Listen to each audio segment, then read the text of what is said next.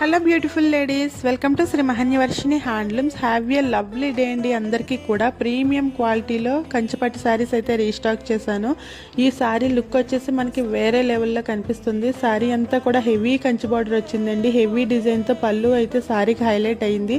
ప్రీమియంగా 45 colours అయితే restock చేశాను. శారీస్ అన్నిటిని కూడా పైనుంచి ఒకసారి వీడియో తీస్తున్నాను చూడండి.